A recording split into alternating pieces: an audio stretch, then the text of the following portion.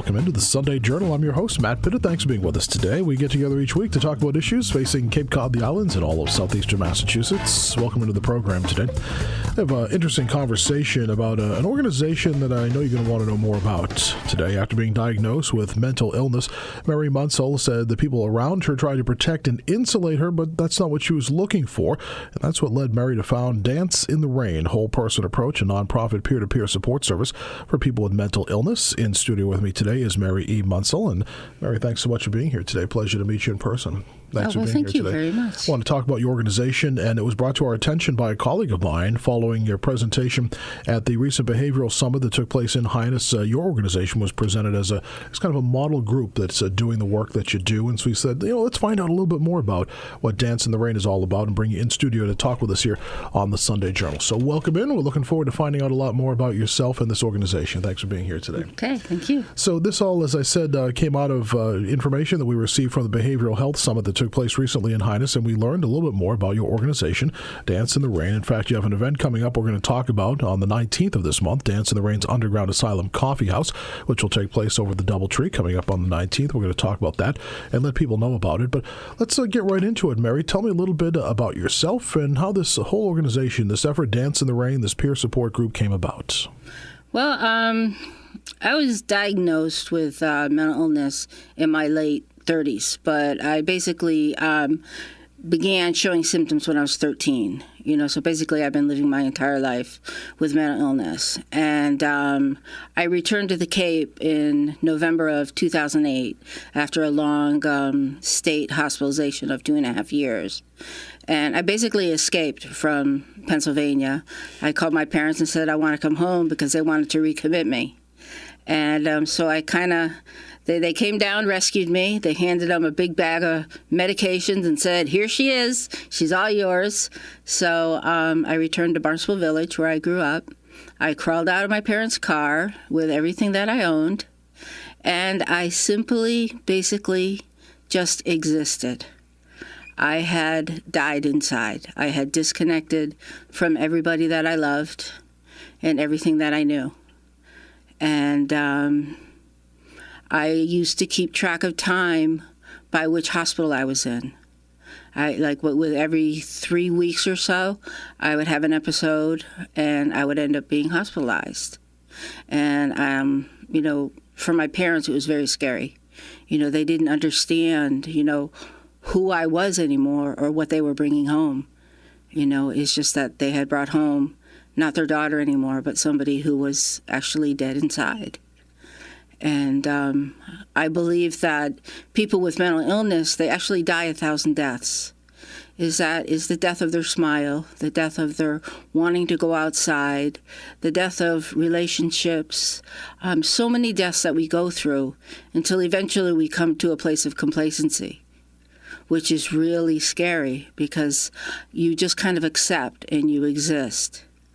And after that, comes a lot of times is when we lose people because they just give up on life because there's nothing left inside. What do you think was the original, the origination of your initial mental illness? Had you been diagnosed prior to that, and in terms of a clinical diagnosis? Was it any type, like a behavioral type issue? What was going on?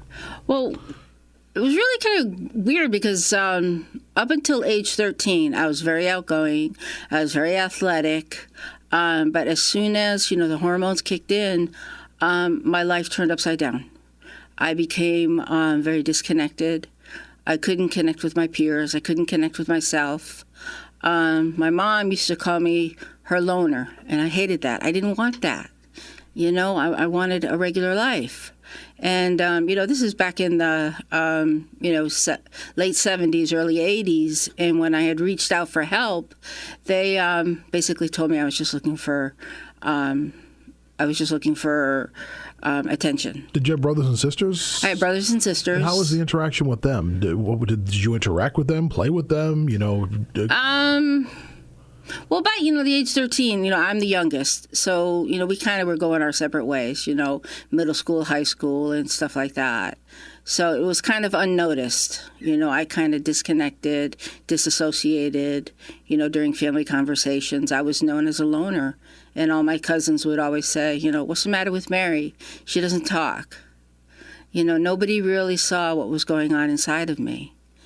And then I finally, when my second year in college at Four Seas, I kind of found myself.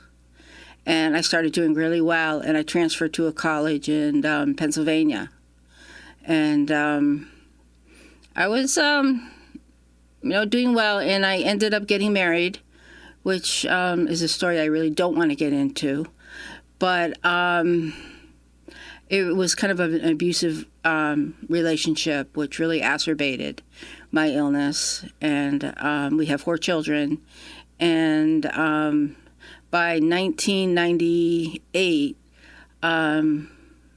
I just had enough. And I remember one day just standing in my kitchen with my youngest son in the background, just cutting my hand because I didn't know what else to do. I knew I needed help, but something was wrong. I always felt I was standing on the edge of a cliff.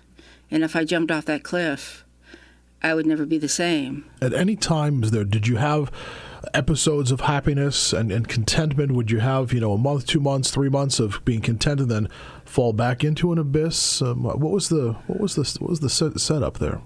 Well, I always call it a haunting madness. There were times, where, life was regular. I was a great mom. I used to make the Play-Doh with the kids, take them everywhere. But my marriage wasn't good. It was verbally and emotionally abusive, and it just really exacerbated it.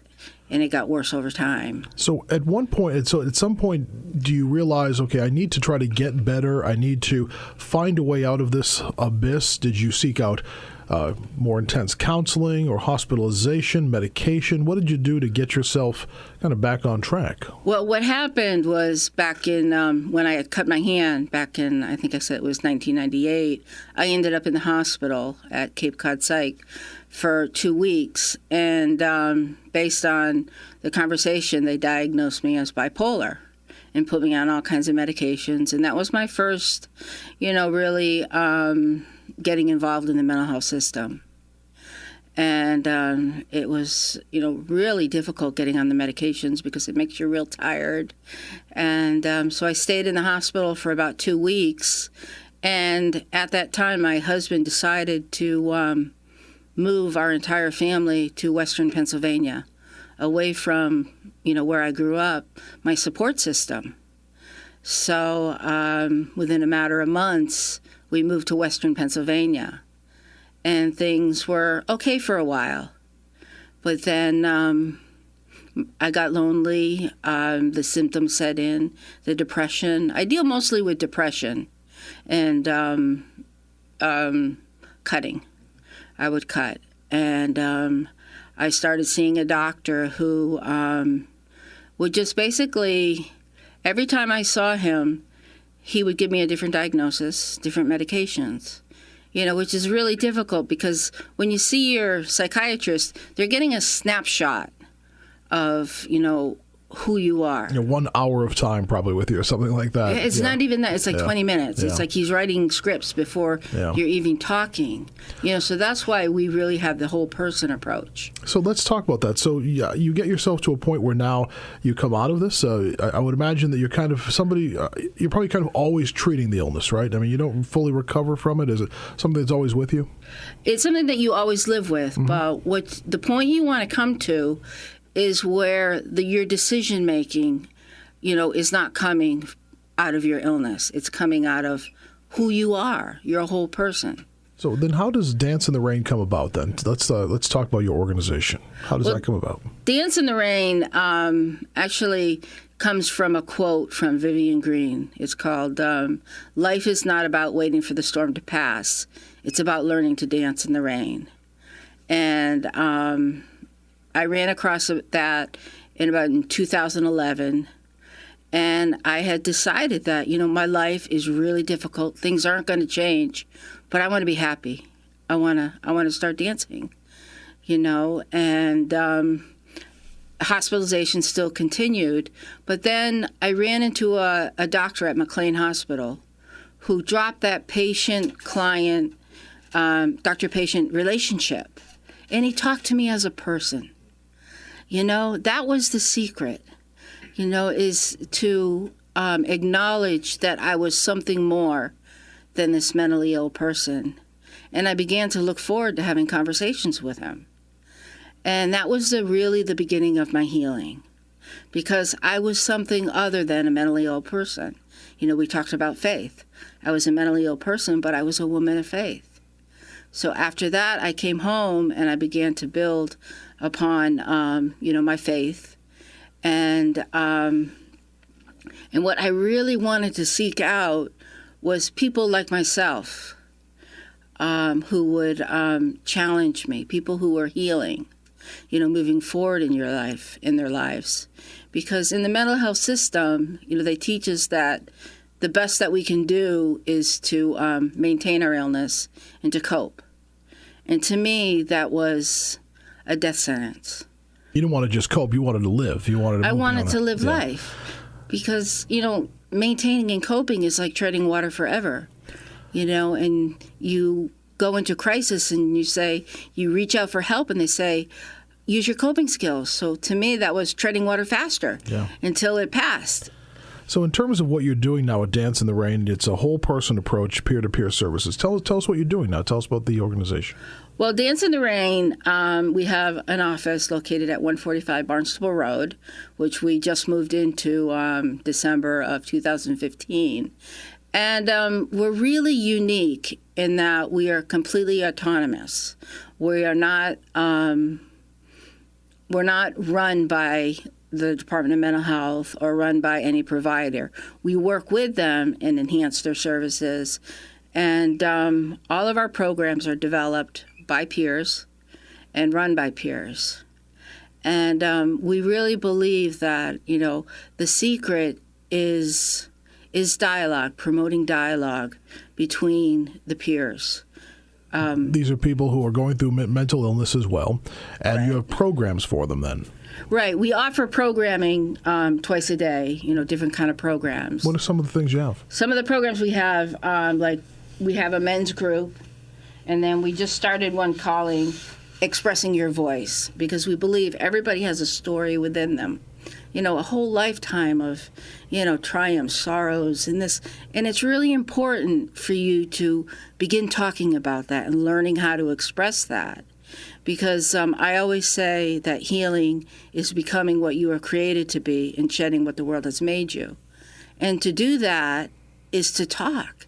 And that's what people with mental illness need to do, is talk. I like what you said. Can you say that again? Well, living is not what people make you to be. I like that. Healing is becoming what you were created to be and shedding what the world has made you. I like that. Because, as you go through life, so many things happen, that you can't control. I believe that everybody's born with a spark. They have that childhood wonderment where they believe, I can do anything, I can be anything. And then the world begins to teach us otherwise.